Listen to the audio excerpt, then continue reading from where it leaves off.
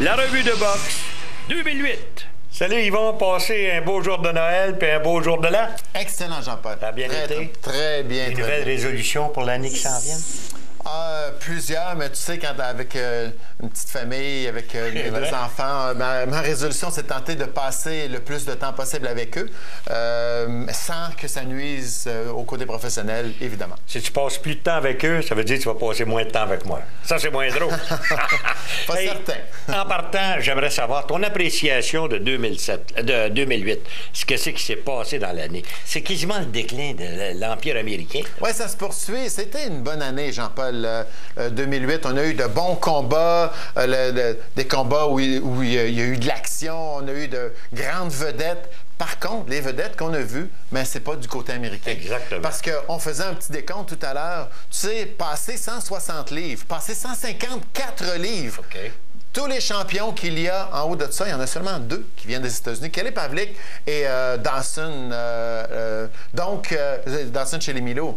Donc, ça veut dire qu'il y a vraiment un recul important. Aucun poids lourd américain n'est considéré, on ne parle même pas de champion, là, est considéré un espoir important pour devenir un jour champion du monde. Et ça, on ne s'attendait pas à ça.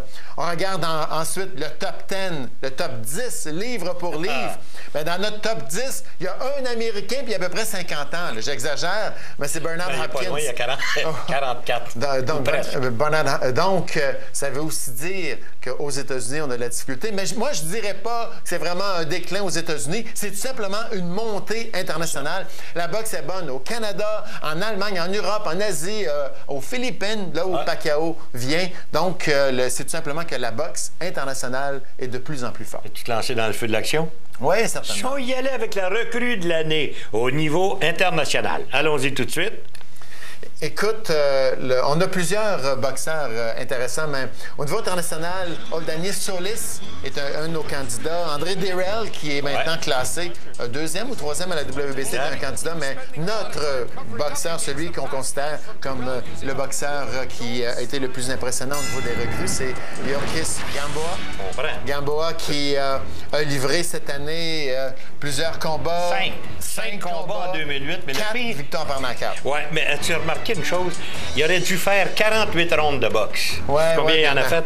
Il en a fait 15. Ouais. Ça n'a pas été tellement difficile. Pas tellement, puis il y a eu aussi une bonne qualité d'adversaire. Ouais, dans le cas de Dirrell, tu as nommé son nom. 4 combats, 4 knockouts. Ça va assez bien, merci. Oui, Dirrell, qui avait été très décevant, a commencé, lui, en 2007, mais avait été très, très décevant sur le même programme que Ali Nadji contre Endo, mais il s'est repris depuis ce temps-là. Bon, alors maintenant qu'on a passé du côté international, on peut peut-être jeter un coup d'œil du côté local, le côté des boxeurs de chez nous. Il y a eu plusieurs bonnes recrues. Tony Lewis, les 4 combats cette année, a été une recrue intéressante. Il y a évidemment Kevin Bizier, qui est probablement le meilleur amateur cette année à être passé chez les pros, mais Kevin Bizier est passé chez les pros en septembre seulement, septembre ou octobre même. Et notre numéro 1, c'est Pierre-Olivier Côté. 4 combats cette année contre des boxeurs de qualité, réellement. 4 victoires, Pierre-Olivier Côté, donc une très bonne recrue, la recrue selon nous, par excellence au Québec. 2 knockouts, 2 décisions, donc ça veut dire qu'il a une très bonne force de frappe pour un jeune qui vient à peine de commencer. Alors maintenant qu'on a jeté un coup d'œil du côté local sur la scène internationale, on pourrait peut-être parler des boxeurs qui ont eu une progression assez intéressante au cours de l'année. Écoute, il faut mentionner là-dedans plusieurs boxeurs en progression. Alfredo Angulo nous a démontré de belles choses. Juan Manuel Marquez, Lopez. Juan Manuel Lopez. Écoute bien, ce jeune boxeur était, cette année, il a livré 4 combats, 4 victoires par knockout, dont une victoire en championnat du monde contre Ponce de Leon et ses défenses en championnat, toutes des victoires par knockout au premier round. Et c'est bien, oui. Notre choix cette année a été James Kirkland. Kirkland qui est classé maintenant 2e au monde dans sa division. Kirkland qui avait refusé un combat contre Joachim Alcine l'an passé parce que son gérant prétendait qu'il avait pas assez d'expérience, mais cogne à la porte d'un titre mondial maintenant. Avant d'y aller avec la progression chez nos boxeurs de chez nous, il faut vous dire qu'il y a eu 51 combats qui ont été réalisés, 51 cartes de boxe, devrais-je dire. Au Canada. Il y en a eu 18 qui ont été présentés au Québec par Jim en a présenté 10, Interbox 4 et d'autres promoteurs en ont présenté 4. Comme vous voyez, on se classe assez bien encore, merci. Oui, un bon niveau d'activité au Québec encore cette année. Par contre, si on regarde les résultats dans l'ensemble, on se dit, la boxe, c'est bon, ça va bien, mais c'est fragile. Ouais, c'est fragile. Joachim Alcine qui perd par knockout au 5e round. Jean-Pascal qui fait une préparation extraordinaire, livre une belle performance, mais est arrivé quand même à court de son championnat du monde. Et Lucien Boutet qui a failli perdre son titre, lui, au 12e round. Donc, ça va bien, il y a de la qualité, mais c'est pas facile. Et on a de bons boxeurs qui ont fait... Ouais. Écoute, Adonis Stevenson n'a pas livré beaucoup de combats, mais a livré des combats percutants cette année contre deux boxeurs. 2 combats seulement, mais contre des boxeurs de qualité. Olivier Lonchi. Retenez ce nom-là.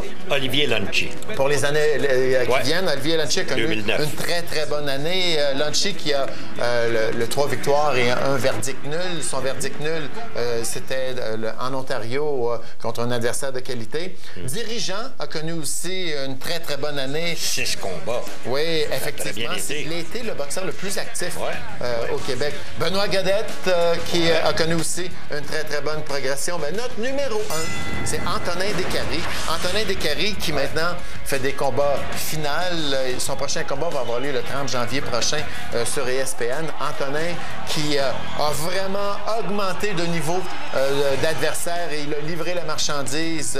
Vraiment, Antonin Descaries, notre numéro au niveau de la progression. Il y a juste une chose qui me fait peur un petit peu au Québec. Me vois-tu venir? C'est le départ de Mario Latraverse au niveau de la régie de la boxe. C'est très, très, très important. Je ne sais pas si... Richard Renaud a de grandes chaussures à enfiler parce que Mario Latraverse a eu un impact extrêmement important sur le déroulement de la boxe, sur la progression de la boxe au Québec. Et j'ai bien hâte de voir comment ça va se passer, mais c'est sûr qu'on ne remplace pas quelqu'un comme lui facilement. T'as pas d'objection si on fait une pause commerciale? Non. On va en profiter pour se payer à la traite. On y va.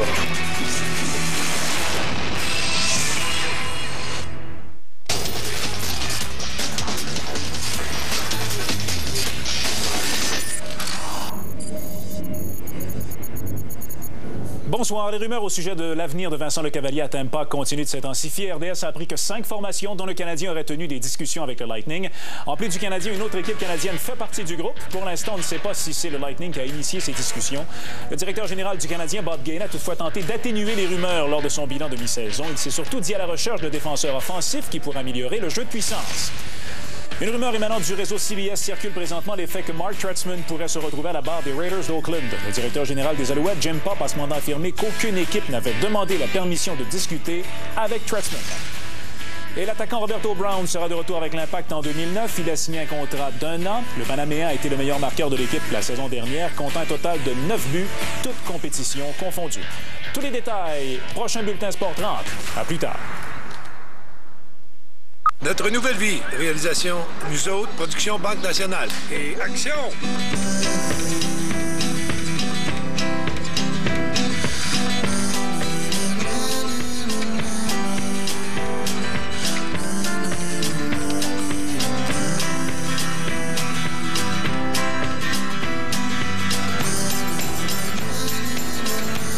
Une autre production de Banque Nationale, groupe financier, la première banque au Québec.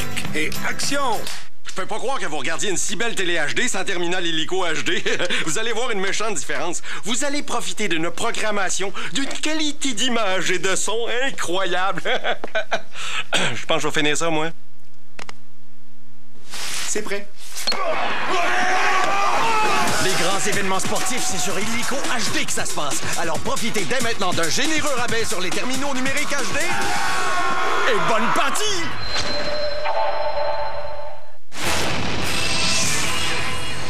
L'année 2008 nous a amené quelques surprises, en particulier celle de Bernard Hopkins sur Kelly Pavlik. Qui aurait pensé, hein?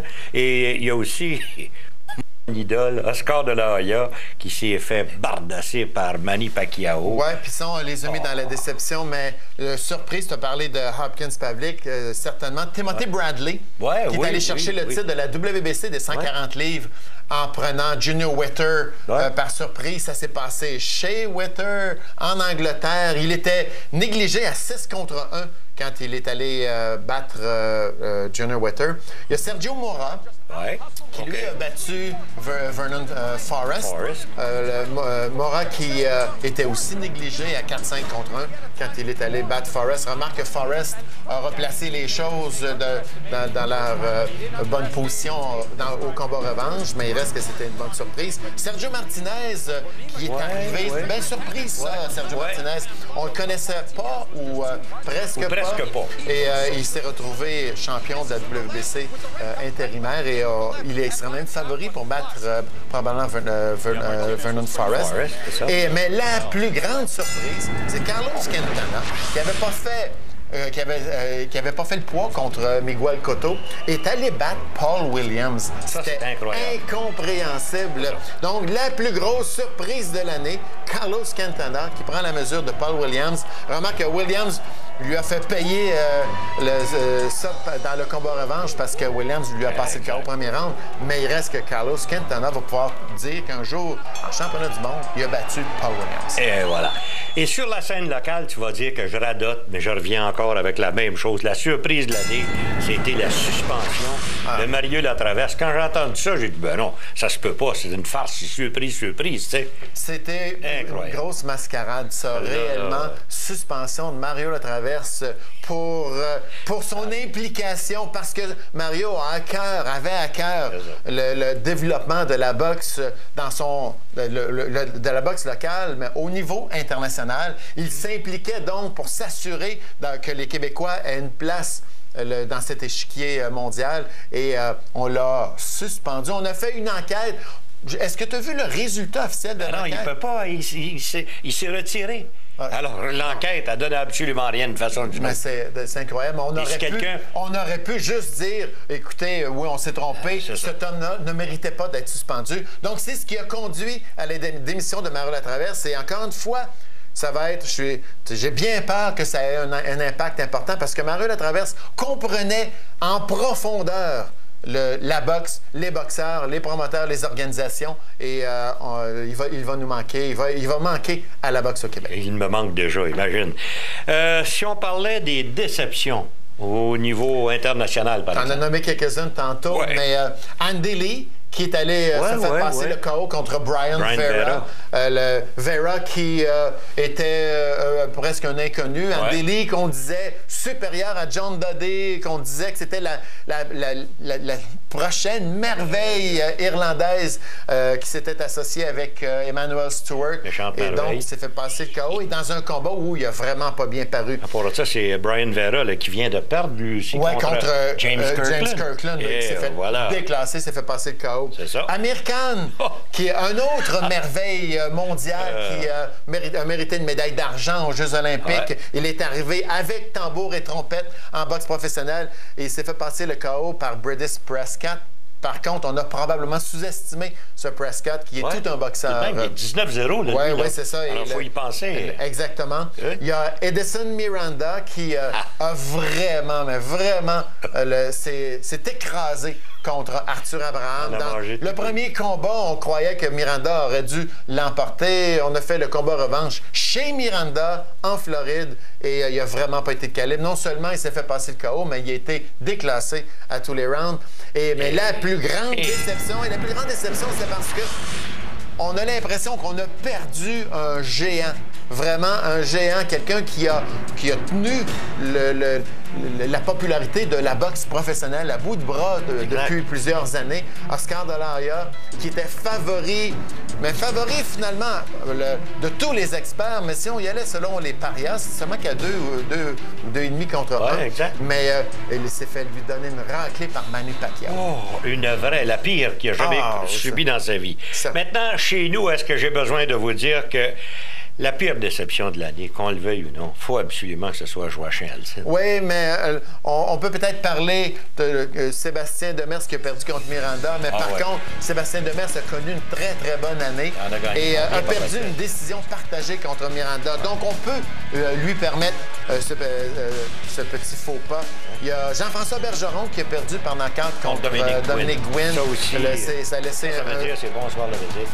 Écoute, peut-être que oui, peut-être que non, mais Joachim Alcine qui va sûrement revenir, mais qui, lui, se défendait quand même bien. Ça allait pas si mal jusqu'à ce moment il avait même placé un coup qui aurait pu faire au troisième round. Au troisième. Qui a blessé un peu, qui a laissé des marques dans la figure de Daniel Santos, mais finalement, Joachim qui s'est incliné. Donc, c'est la déception. On avait un champion du monde en Joachim Alcine. Là, on a un ex-champion qui va tenter de se refaire en 2009. Ça tente, est-ce que ça vous tente, vous, d'y aller avec le combat de l'année? Combat de l'année, chez nous? Écoute, on a eu quelques bons combats impliquant nos boxeurs. On a eu beaucoup de bons combats impliquant nos boxeurs. Moi, je retiens évidemment Walid Smichette quand il s'est battu contre John Dodé au Madison Square Garden. On va y revenir tantôt avec Smichette, mais Dodé Smichette au Madison Square Garden, c'était magique. Il y a eu Jean-Pascal qui a peut-être perdu, une décision contre Carl Frog, mais qui a gagné énormément en notoriété, éventuellement en expérience et en confiance. On a compris qu'il était de calibre international. Le courage, la mâchoire, ce qu'il faut. Mais le combat par excellence.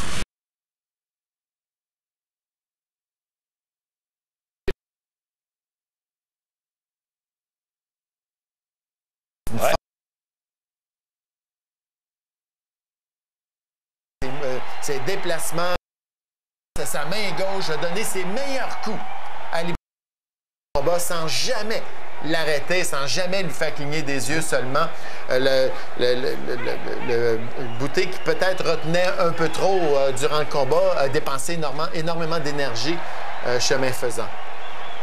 Je peux te dire une chose, que je pense que dans ce combat, Andrade a gagné 2 rounds au maximum. Il n'a pas gagné beaucoup de rounds. Il a gagné le 5e round et évidemment le dernier round est par 2 points. Mais Lucian Boutet a vraiment contrôlé le combat. On savait, quand on analysait le combat, on se disait c'est certain que ça va être le combat le plus difficile à Boutet. Peut-être que Lucian gagnait tous les rounds, mais il devait travailler très, très dur, très, très fort à chaque round qu'il gagnait. Et c'est ce qui a fait qu'à la fin, il a peut-être manqué un peu d'énergie au 12e round. Et ça, c'est les moments où tout le monde est resté sur le bout de son siège. On se demandait ce qui se passait. Lucian Boutet qui n'avait plus de jambes à 30 secondes de la fin du combat. Le vieux proverbe qui revient « It's not over till it's over ». C'est jamais fini tant que c'est pas fini. Vraiment rendu au bout du rouleau et Andrade qui se rue littéralement sur lui. Boutet qui a de la difficulté, n'est pas capable de se trouver une place pour retenir. Et regarde, le visage des gens qui sont là n'en reviennent pas. N'en reviennent absolument pas. Tout le monde est perplexe et incroyable. Finalement, la cloche viendra sauver Lucian Boutet. Il se relève. L'arbitre a pris une bonne décision. A accordé le bénéfice du doute à Lucian Boutet qui l'a finalement emporté au point. Exact. Comme on dit, l'arbitre a joué le livre. Oui, c'est ça. Aucun problème de ce côté-là. Alors, si vous le voulez bien, maintenant, on va quitter la scène nationale, c'est-à-dire locale, et on va revenir après cette pause. Cette conseillère Brunet aurait pu changer votre journée.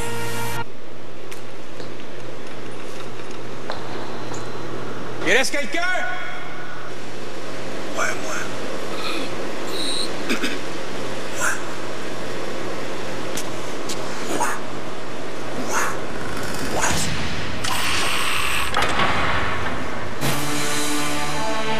La prochaine fois, passez chez Brunet.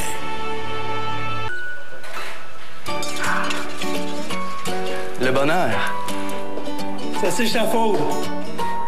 Ça se communique. Ça se prépare. Ça se déguste. Ça se développe. Ça s'apprivoise. Et ça commence par une recherche d'emploi sur workopolis.com qui vous offre plus de 6000 emplois de qualité chaque jour. Workopolis, le plus gros site d'emploi au Québec. Le bonheur, ça se travaille.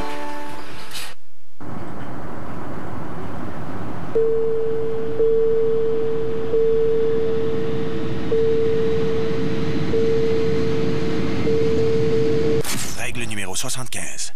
Attache ta ceinture. La l'avion Bud prend son envol. Toi et un ami pourriez gagner un voyage VIP au Super Bowl 43 à Tampa Bay. Trouve ton NIP dans les caisses de Budweiser spécialement identifiées. Détails et inscriptions sur budweiser.ca. Aucun achat requis. 21 ans et plus. L'après-midi, besoin d'énergie. Bye bye, petite vache, tu vas me manquer. Dire qu'on projette la même image. Je veux pas m'en aller!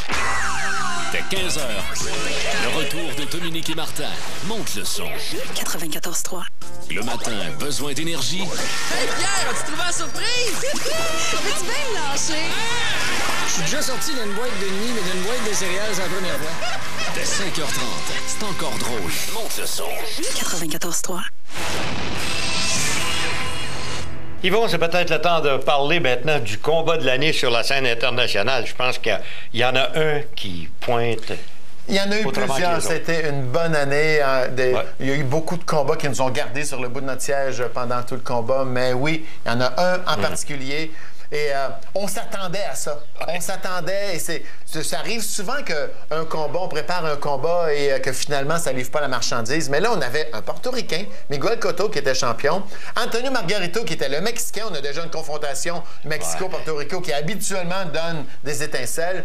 Mais là, un combat qui a vraiment... Je pensais pas que c'était pour finir comme ça, par exemple. Moi, j'avais pris Cotto. Donc, le combat Antonio Margarito contre Miguel Cotto, ça a été vraiment incroyable. Du début à la fin, Miguel Cotto, qui a bien fait dans les 5-6 premiers rounds, a réussi à compter Margarito. Margarito n'a jamais abandonné. Il s'est pas découragé. Il a mis de la pression et encore plus de pression pour finalement casser littéralement Miguel Cotto et obliger les hommes de coin à acheter la scène. Regardez bien ça, on va vous le présenter. Vous allez voir, il l'a à l'usure, ce monsieur Margarito. Retenez le nom.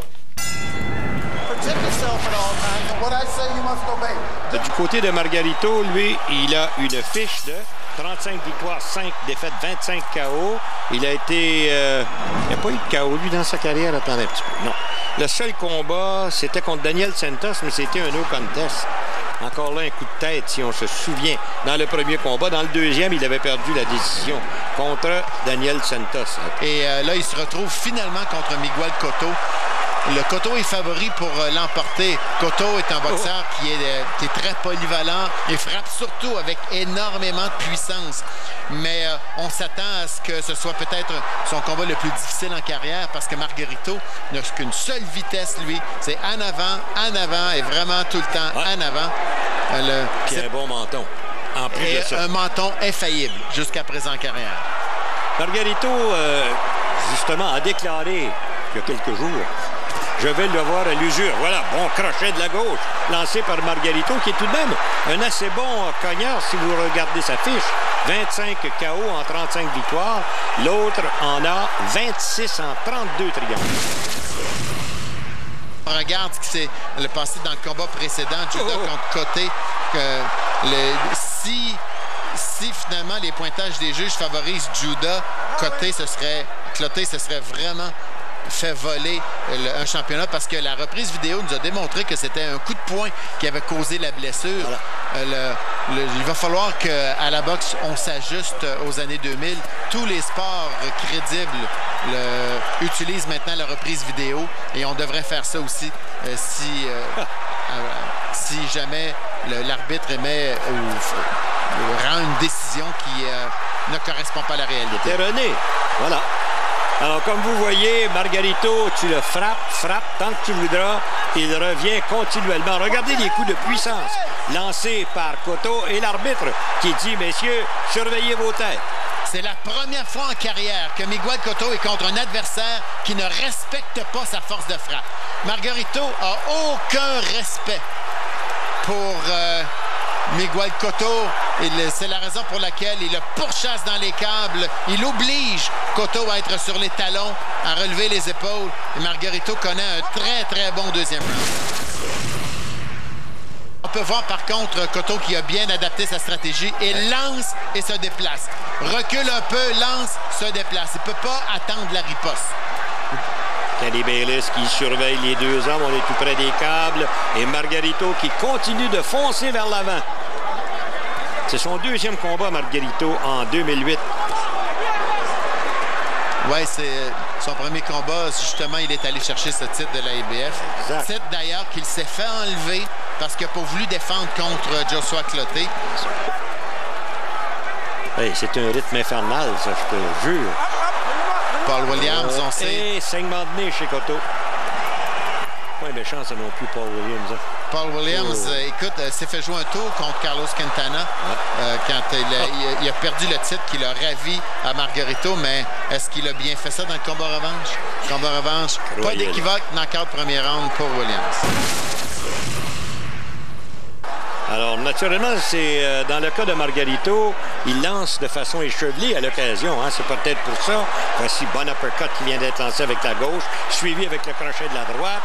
Et Margarito, regardez comment est-ce qu'il est intense dans ses coups. N'arrête pas de mettre la pression sur Cotto. Mais Cotto est très, très brillant. Ouais. Se bat très, très bien. A décidé de ne pas jouer macho contre Margarito. Il est conscient des forces et mes faiblesses de Margarito. Il est conscient des siennes, ses forces et ses faiblesses. Et là, il exploite ça de façon très brillante. Très brillante présentement. Poésie en mouvement. Wow! 15 secondes avant la fin du quatrième combat naturellement qui est prévu pour 12 assauts. Wow. Oh. En tout cas, c'est celui qui va être le mieux entraîné qui va être capable de passer au travers.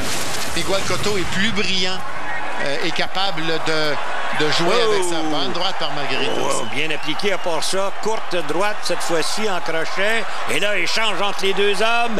Et Margarito qui continue. Tu sais qu'il l'amène le long des câbles presque à volonté. Hein. Confrontation de style qui se marie tellement bien. Aïe, aïe, aïe. Le long des câbles. Il y a une droite qui est passée. Et cette fois-ci, la droite de Cotto. Alors, messieurs, allez vous reposer. Avez-vous pensé d'aller chez Brick? Êtes-vous allé chez Brick? Les plus grands fabricants de meubles, matelas, d'électroménager et d'appareils électroniques se tournent vers Brick pour liquider 200 millions de dollars d'inventaire. Profitez de rabais allant jusqu'à 50% sur 200 millions de dollars d'inventaire. De nouveaux arrivages tous les jours. À vous d'en profiter. En plus, pas de paiement pendant 15 mois. Chez Brick, c'est toujours le meilleur prix. Au Québec, Brick est imbattable. Imbattable.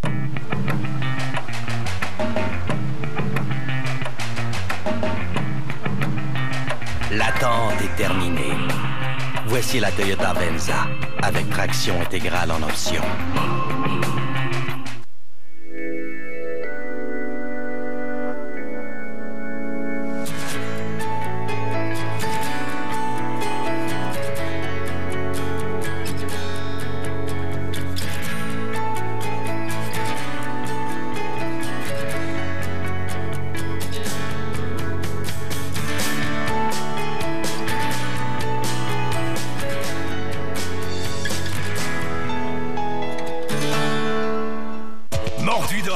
Suivez toute l'action de la LNH avec les incontournables.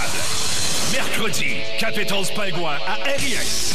Et vendredi, Ducks Pingouin à RIS. Voyez les plus grands au hockey Bud Light de la LNH. Il y a beaucoup de va-et-vient dans le domaine de l'épargne. Quelle direction prendre pour faire fructifier son argent? Quoi faire? C'est compliqué. Avec le compte épargne et placement ING Direct, vous êtes certain de prendre le bon chemin. Tout va comme sur des roulettes. Chaque dollar rapporte un intérêt élevé, il n'y a aucun frais de service. Comme on dit, petit train va loin. Vous devenez plus riche. Appelez, c'est votre intérêt qui compte.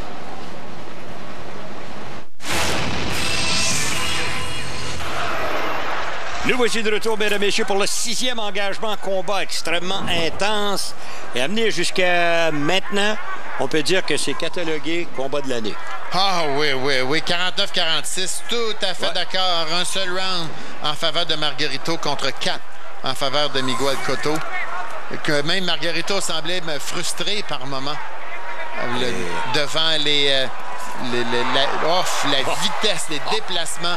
On a vu le Cotto jouer son Pernell Whitaker à la toute fin, tellement il était capable d'éviter les coups. Belle observation. Et contre-attaquer. Belle observation. Là, j'ai hâte de voir qui de la Hoya va prendre éventuellement? Lequel? Est-ce qu'il va prendre Pacquiao? Pourrait-il prendre Cotto? Pourrait-il prendre Margarito? Pourrait-il... Ouais, le gagnant d'aujourd'hui. Si j'étais à sa place, je prendrais Pacquiao. Je prendrais pas le gagnant de ce combat-là.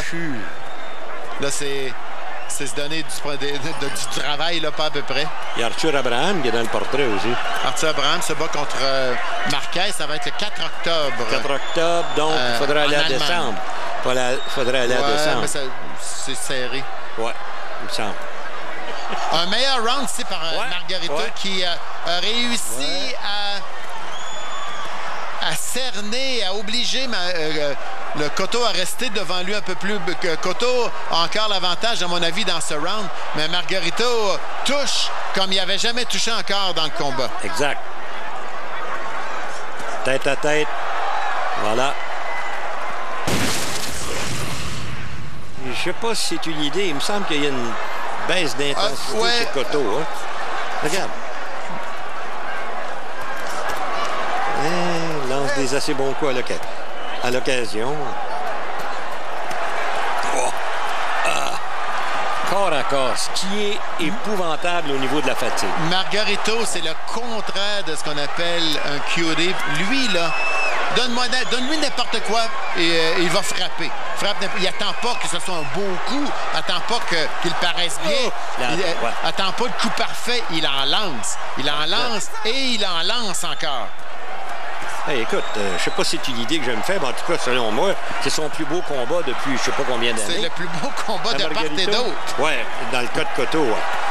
Aïe, aïe, aïe, mais là, c'est plus dur dans ce round, mais l'instant, là, ça va mal pour Cotto, là. Et pour que Cotto soit obligé de retenir, comme il vient de le faire, ça va mal. Aïe, aïe. Est-ce qu'on est en train d'assister à un renversement de situation? Est-ce que les premiers rounds ont tellement demandé d'énergie à Cotto qu'il a de la difficulté maintenant à suivre le rythme? Voyons. En tout cas, il y a une chose qui est certaine. Cotto a baissé quelque peu de régime, mais pas Margarito. Pas Margarito, non. Au contraire. Ah, ça, c'est le meilleur round de Margarito depuis le deuxième.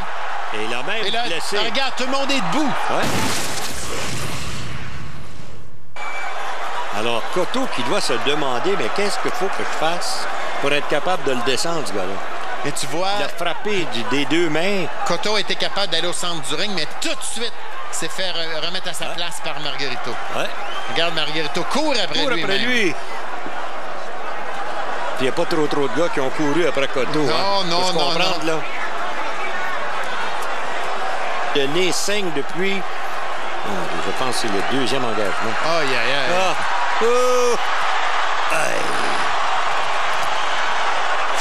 Ça se passe de commentaires. C'est la première fois que je vois Cotto. Droite courte à la faveur de Margarito. Si Margarito, dans les 2 premières minutes, se faisait surclasser au nombre de coups de poing, il s'est rattrapé dans cette dernière minute de ce round. Et là, il n'y a aucun équivoque quant à sa domination du round 8. Je m'attendais à un bon combat, un combat intense, mais ça dépasse encore mes attentes.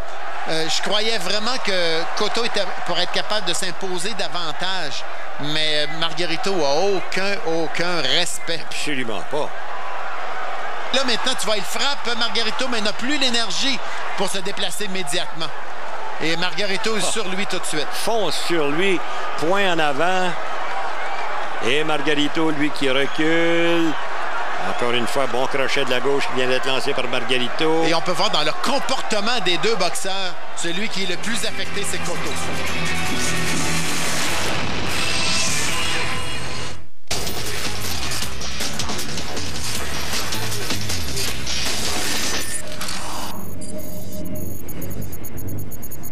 Bonsoir. Les rumeurs au sujet de l'avenir de Vincent Lecavalier à Tampa continuent de s'intensifier. RDS a appris que 5 formations, dont le Canadien, auraient tenu des discussions avec le Lightning.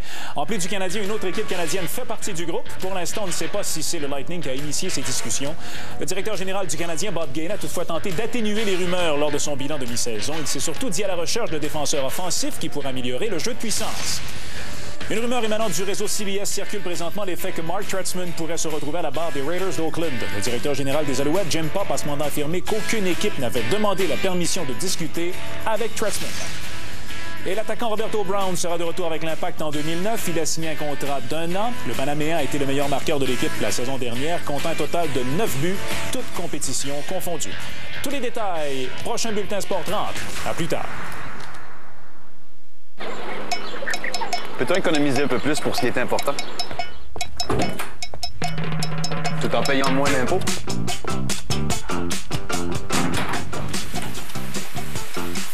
Et quand le temps change, on veut tous en avoir un peu de côté. Maintenant, vous pouvez le faire avec les nouveaux comptes d'épargne libres d'impôts CIBC. Vous ne payez pas d'impôts sur les intérêts ou les revenus de placement. Plus d'épargne, moins d'impôts, et vous avez la liberté de retirer votre argent quand vous voulez. Ça vaut la peine d'en parler. Un duel sans merci. D'un côté, des assaillants venus des plaines arides du Tennessee. De l'autre, des adversaires initiés au grand froid nordique. Qui dégaîneront les premiers? La confrontation prédateur canadien au hockey Subway sur RDS HD. Joyeux Saint-Valentin. Un divertissement sanglant vous attend. Meurtre à la Saint-Valentin 3D. Débute ce vendredi. Oh, tiens. Aïe, aïe, aïe. Tu sais, c'est pas des coups pour assommer, là. Ce sont des coups juste pour achaler et te tenir hors d'équilibre. Oh, bonne droite qui vient d'être lancée par Coteau. Alors, est-ce que ça fait partie de la stratégie belle gauche? Coteau, encore une fois. C'est un round très important, à mon avis, pour Miguel Cotto. S'il peut se retrouver dans les rounds de championnat avec une avance, s'il l'emporte ce round, ce sera une avance de 2 points sur ma carte. Remarque, c'est très officieux, mais il a repris l'efficacité des rounds 3, 4 et 5 dans ce 10e round. Il faut dire que c'est pour la première fois du combat, Margarito, lui, démontre des signes d'avarie. C'est lui maintenant, il est plus fatigué. Et les coups de Margarito sont moins percutants dans le moment, là. Donc, très bon round pour Cotto, même s'il se fait cerner dans les KO. Oh, attention! Est-ce qu'il a été ébranlé? Oh, je le pense que oui. L'arbitre sépare les deux hommes, mais... Oui ou non, c'est le temps de s'arrêter. Encore une fois, c'est Margarito qui ouvre la machine toute grande, lance des 2 mains. Est-ce que Cotto sera capable de puiser dans ses énergies? Il en reste moins qu'il y en avait. Selon ma feuille, 96-94, s'il perd par 1 point les 2 derniers rounds, il conserverait la bonne combinaison. Belle combinaison, là. Il pourrait conserver quand même sa ceinture via un verdict nul, mais il ne peut pas se permettre de chuter ou de perdre un des rounds par 2 points. Margarito qui s'amène encore une fois par l'avant avec une... Oui, il y a eu cette gauche. Là, il a réussi à briser la volonté de Miguel Cotto, a réussi à mettre tellement de pression. C'est pas juste un coup qui a fait mal, mais il y a tellement de pression sur lui qu'il est obligé d'abdiquer, mettre un genou par terre et d'avouer réellement qu'il n'est plus capable. La coupure à l'œil gauche et encore une fois le genou. Oui, il n'a même pas été touché. Il met un genou par terre, donc un autre point. Et là, tu vois, on lance la serviette. C'est fini! Est-ce que c'était un combat de boxe, c'est ça? Croyez-moi, c'est comme ça que je les aime. Mais il y en a eu d'autres aussi qui ont été réellement très populaires et très impressionnants au cours de 2008. Et si tu étais M. Marquez Senior, je suis sûr que tu aurais passé une année extrêmement difficile parce que tu aurais eu 2 de tes fils, Juan Manuel Marquez et Rafael Marquez, qui ont probablement été impliqués dans 3 des 4 meilleurs combats, des 4-5 meilleurs combats de l'année. On a tout d'abord Juan Manuel Marquez contre Manny Pacquiao. Écoutez, Pacquiao, on sait ce qu'il a fait avec Oscar de la Hoya. Juan Manuel Marquez aurait fait la même chose. Ça a été une décision très serrée. Juan Manuel Marquez qui a donné toute une bataille à celui qu'on considère le meilleur livre pour livre présentement. On a Joël Casamayor qui a été impliqué, lui, dans deux combats de l'année. Et son premier, c'était contre, mais c'était le deuxième qu'il a livré. Contre encore Juan Manuel Marquez, un combat où les deux étaient extrêmement confiants. On s'est martelé du début à la fin. Et à la fin, le Joël Casamayor, qui n'a pas été capable de suivre, s'est fait passer le KO. Casamayor avait été impliqué dans un de nos combats de l'année contre Michael Castidis. Un autre combat où Castidis est allé au plancher. En partant, on s'est dit, il ne sera pas de calibre. Casamayor, trop fort pour lui. Il est revenu. Il a envoyé Casamayor au plancher. Et là, il y a eu des échanges à l'emporte-pièce du début à la fin jusqu'à ce que finalement, Castidis lève le drapeau blanc. Il n'en pouvait plus. Casamayor qui l'emportait. Donc, Casamayor qui a connu des hauts et des bas cette année. Ça, c'était un de ses hauts. Et le petit frère. Il y a quelques semaines... Ah, OK, continue. Et le petit frère de Juan Manuel Marquez, Rafael Marquez, lui, qui livrait un troisième combat contre Israel Vasquez. Écoute bien, il gagne le premier par knockout, perd le deuxième par knockout, on fait un troisième et ça termine par décision partagée. Qu'est-ce que tu veux de mieux? Un quatrième combat. Et voilà, pas d'autre chose. Rafael Marquez et Israel. Et il y a quelques semaines, il y a Thomas Adamek qui s'est présenté contre Steve Cunningham, aux grosses surprises. Et Adamek l'a emporté dans un autre combat incroyable, l'un des meilleurs combats que j'ai vu, moi, chez les lourds légers. Bon, on va faire une chose, on va vous revenir avec le boxeur de l'année. C'est le temps de faire votre choix. Tout de suite, au retour de la pause.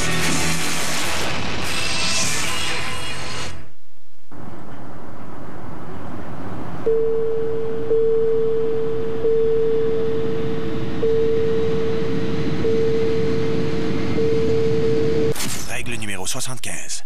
Attache ta ceinture. L'avion Bud prend son envol. Toi et un ami pourriez gagner un voyage VIP au Super Bowl 43 à Tampa Bay. Trouve ton NIP dans les caisses de Budweiser spécialement identifiées.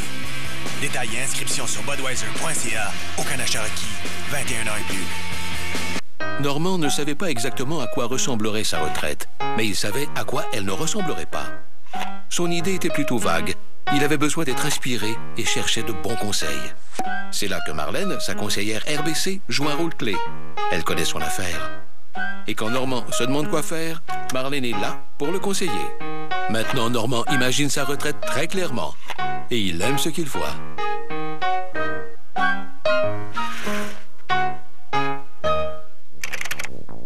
Et si j'ai besoin de l'équipement une semaine plus tard?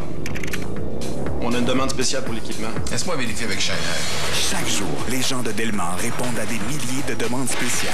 我能做大亚客服的授权。 Это правильная лицензия. Какая компания? Delmar. Delmar, servir le monde, c'est naturel. Petro, Stepana, Ivanov. Oui, l'équipement était très bien reçu. Quand arrive le temps de choisir le boxeur de l'année, c'est le meilleur temps pour partir un argument. Oh, oui, absolument. Bon, si tu veux, on est passablement d'accord. Mais le numéro 3, disons.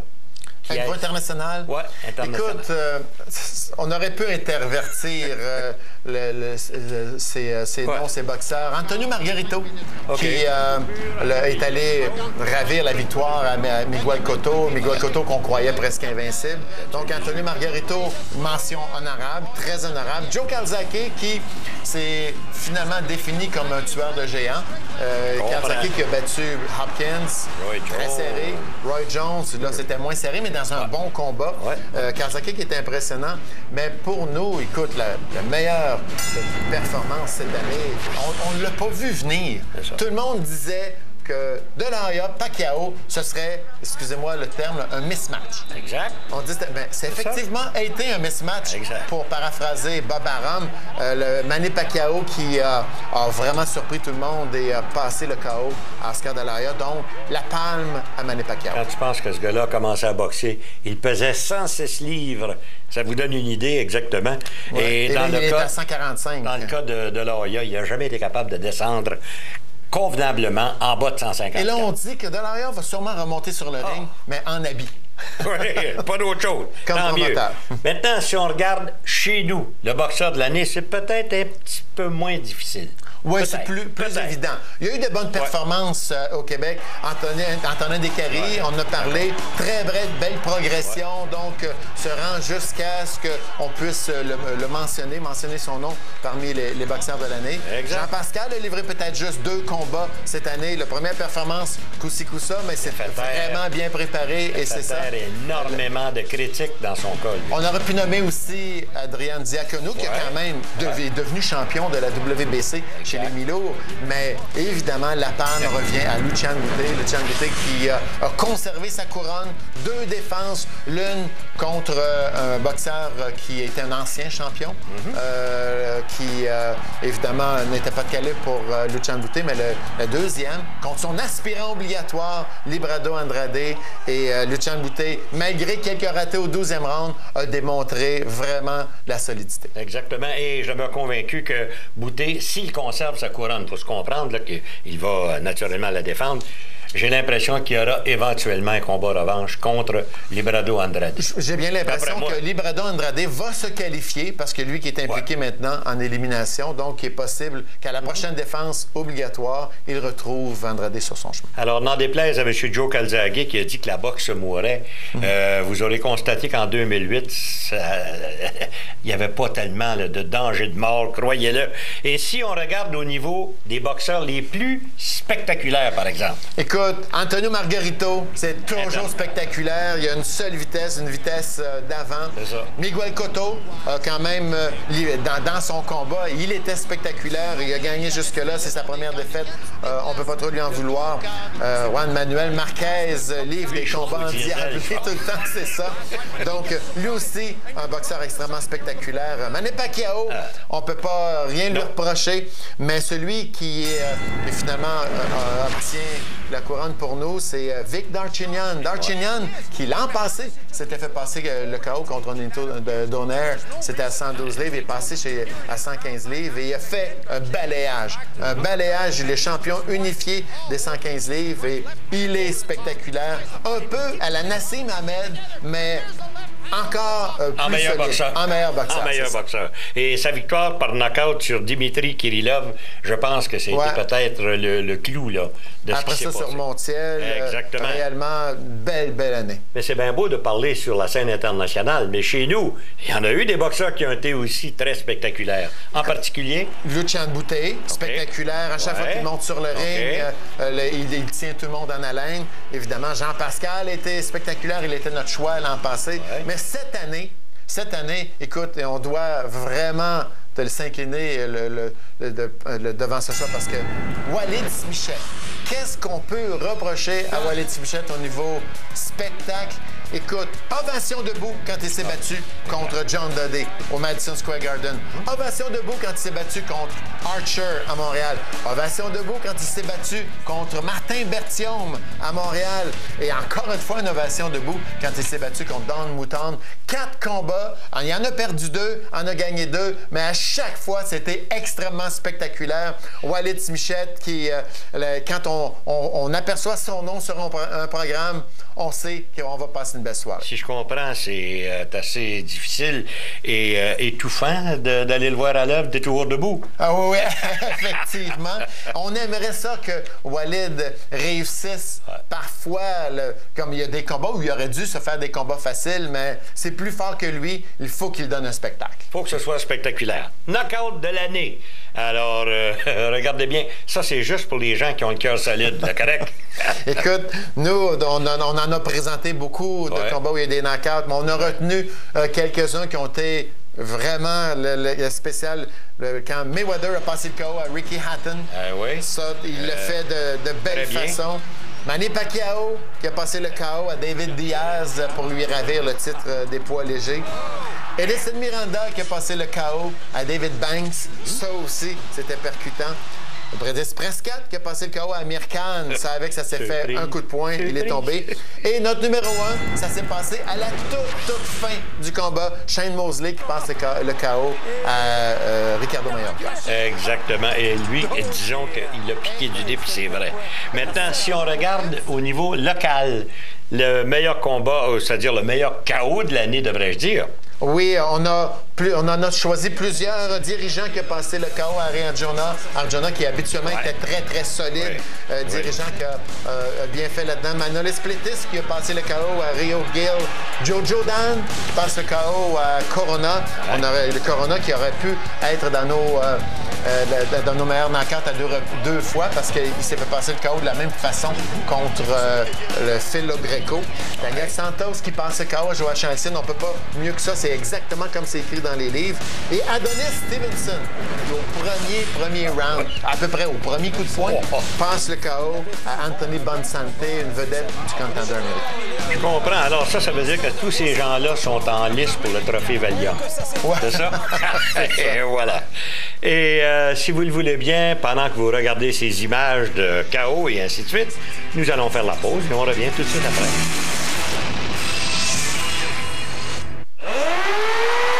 Bon, ben, je pense qu'on peut changer de poste. Toronto comptera jamais de but en troisième période. Wow, pas sûr de ça, moi. Voyons donc, cette équipe-là a plus de jambes. Ils sont jamais capables d'en mettre un dedans. Ouais, mais faut pas sous-estimer ce que leur deuxième trio est capable de faire en fin de match. Écoute, tu peux pas gagner un match de hockey avec seulement 3 joueurs. Tu le sais autant que moi, genre. Ah, t'as raison, Michel, mais moi, quand j'étais entraîneur, je disais, mais écoute, jamais abandonné. Excuse-moi, Michel. Alors, on va la regarder, la troisième période. Bon point, Jacques. Bon point. Mise au jeu. Dans chaque amateur de sport, il y a un expert. Préparez-vous à découvrir le véhicule de vos rêves au Salon de l'Auto 2009. Tous les manufacturiers seront présents avec des véhicules pour tous les goûts et tous les budgets. Sans compter plusieurs nouveautés à découvrir et véhicules concept à admirer. Venez comparer, magasiner et vous amuser au Salon de l'Auto. Du 16 au 25 janvier au Palais des Congrès de Montréal. Présenté par Desjardins Assurance Générale en collaboration avec la presse. Ça va marcher. Je suis pas sûre. On y va. Pa. C'est le temps. Sûrement que pour une femme, tu ferais une belle prise. Oui. Pour homme seulement ne prend que 5 petites minutes, cible seulement le gris et peut être le début d'une belle histoire. Pour mes filles. Oui. Tu vois, ça a marché. Pour homme seulement. Alors, sur la scène internationale, si on y allait avec les meilleurs boxeurs, livre pour livre, en commençant, par exemple, par le 10e, tiens. Oui, donc... D'accord avec ça? Tout à fait. On s'est inspiré de la revue de ring. On a fait quelques changements qui nous concernaient davantage. Donc, le 10e, c'est le Danois Mikkel Kessler. Une seule défaite en carrière, c'est contre Joe Calzaghe. Il est redevenu champion en prenant le titre de la WBA cette année. Là, au 9e rang, Ivan Calderon, portoricain, invaincu chez les pros. Un petit poids, on ne voit pas ça tellement souvent. Donc, 32 victoires, aucune défaite. Il est le champion de la WBO. Le numéro 8, Miguel Cotto, qui, malgré sa défaite contre Anthony Margarito, appartient quand même à l'élite de la boxe professionnelle. Rafael Marquez, le petit frère de l'autre, peut-être 5 défaites, mais les 5 défaites, ça a été quelque chose à voir à chaque fois. Il n'est pas champion, c'est Vasquez qui est champion, mais ils vont seulement se revoir, ces deux-là. Anthony Margarito, qui est champion de la WBA, lui, écoute, a perdu l'an passé un titre contre le Paul Williams, revient, ça ne le dérange pas, va chercher le titre à Miguel Cotto. Donc, 5 défaites peut-être, lui aussi en carrière, mais un boxeur extrêmement solide. Israel Vasquez, qui est champion, n'est plus champion, c'est vrai, il vient d'abandonner son titre, mais il est au 5e rang. Bernard Hopkins, le seul Américain. Incroyable. Seul Américain qui n'est pas champion lui non plus, mais est au 4e rang. Joe Calzaghe, invaincu, on ne sait pas s'il va revenir. D'après moi, oui. D'après moi aussi. 46 victoires, aucune défaite. Juan Manuel Marquez, évidemment, suite à son combat très serré contre Manny Pacquiao, on ne pouvait pas le mettre ailleurs que là. Et Manny Pacquiao, évidemment considéré comme le meilleur livre pour livre. On appellera très prochainement monsieur le sénateur ou monsieur... je sais qu'il doit se lancer en politique. C'est le seul défaut qu'il a. Si on jetait maintenant un coup d'œil livre pour livre, mais au Canada. Jojo Dan, qui est champion de la NABA. Il a gagné en Roumanie. Un 3e combat, troisième victoire en 2008. Antonin Décaré au 9e rang, champion de la NABA. Il est classé mondialement, lui aussi. il a livré 3 combats en 2008. Benoît Godette au 8e rang, champion nord-américain également. On a beaucoup de champions nord-américains au Québec. 4 combats en 2008. Olivier Lunché au 7e rang, 4 combats en 2008, lui également. Il est le champion également de la NABA. Joachim Alcine, quand on perd, on tombe peut-être, mais on ne sort pas nécessairement des classements. Joachim Alcine, qui est très bon, un très bon boxeur, malgré sa défaite, on le considère au 6e rang. Même chose pour Steve Molitor. Il a peut-être perdu son dernier combat, mais quand même obtenu 3 victoires, 3 défenses de titre. Il fallait qu'on considère ça. Jean-Pascal, qui est classé maintenant 5e à la WBC, n'a pas tellement baissé suite à sa défaite contre Carl Froch. Donc, 2 combats cette année, est au 4e rang. Herman Ngojo, qui va avoir sa chance encore en championnat du monde. Il est l'aspirant numéro 1 de la IBF, est au 3e rang. Adrien Diaconou, en vertu de son titre mondial de la WBC, se retrouve au 2e rang. Et à tout seigneur, tout honneur, Luchan Boutet, qui est invaincu chez les pros. 2 combats en 2008, champion de la IBF. Et qui doit se battre, je pense, au mois de mars. On parle du 14 mars, 13 ou 14 mars, en Roumanie ou au Québec, c'est pas encore déterminé. Bon, maintenant qu'on a parlé là, des meilleurs livres pour livre et ainsi de suite, je suppose que tout comme moi, vous voulez savoir quels sont les combats qu'on a en 2009. Correct? Je vais te laisser, Yvon, puis on va voir exactement si tu penses comme moi. OK? Écoute, on aimerait voir, évidemment, Paul Williams contre Daniel Santos, une unification des 154. On aimerait certainement ça. N'importe qui contre Daniel Santos. Oui, c'est ça. Carl Froch, on aimerait le voir contre soit Boutet, Taylor, Jammer Taylor ou Michael Kessler, ou un combat revanche avec Jean-Pascal. Tu m'enlèves les mots de la bouche. C'est moins le fun. Des combats qu'on apprécierait beaucoup. Margarito Cotto. Écoute, on va voir Shane Mosley, ça va être intéressant. On aimerait voir... Je prends encore pour Cotto. Contre Margarito. Oui. Pas moi, mais on y reviendra. Je suis Massachusetts. On aimerait voir Pacquiao contre Ricky Hatton ou Mayweather. Surtout Mayweather. Contre Ricky Hatton, je pense qu'il est trop rapide, trop bon. Mais contre Mayweather, ça serait une confrontation de style intéressant. Et finalement, on aimerait ça voir Arthur Abraham contre Kelly Pavlik pour voir qui est le meilleur boxeur des 160. Moi, j'irais une petite tendance vers Abraham, mais ça, c'est une autre histoire. Parce qu'il vient de loin, lui, le Kelly Pavlik. Comment est-ce qu'il va réagir?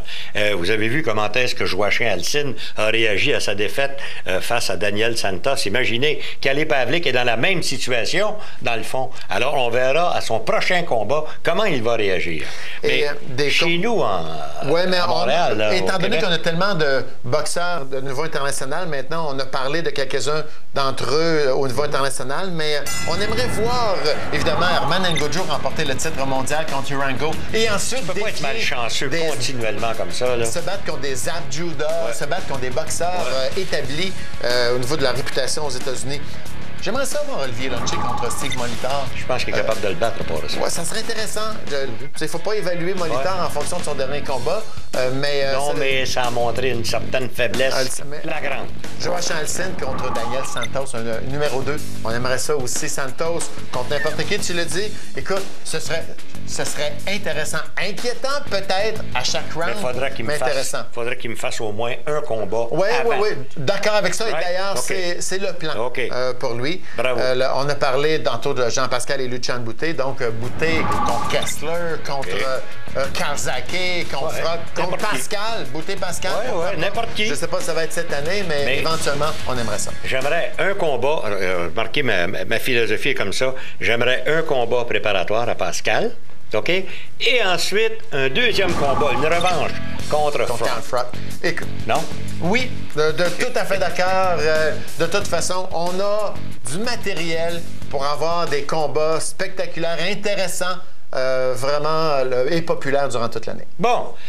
Ben écoute, mon cher Yvon, je vais te souhaiter une très, très bonne et heureuse année pour la 22e fois. Oui, et puis, on va souhaiter aussi, n'oubliez pas, mesdames et messieurs, que l'émission qu'on a dans le moment, c'est préparée pas seulement par Yvon Michel puis Jean-Paul Chartrand, mais il y a l'équipe de Dario De Gregorio là, qui est là. Alors, on va le remercier lui aussi, parce que je sais qu'il a travaillé d'arrache-pied, croyez-le. Je pense que ça fait je sais pas combien de mois qu'il travaille après ça. Et les belles photos que vous avez là, c'est grâce à lui. Et Jean-Paul, je sais que tu as eu des petits problèmes de santé en 2008, c'est chose du passé. Mais on te souhaite la santé et on te souhaite te garder avec nous encore longtemps. Merci beaucoup. Et là-dessus, mesdames et messieurs, on vous quitte avec ces images qui ont marqué l'année 2008. Salut tout le monde, bonne boxe et bonne et heureuse année.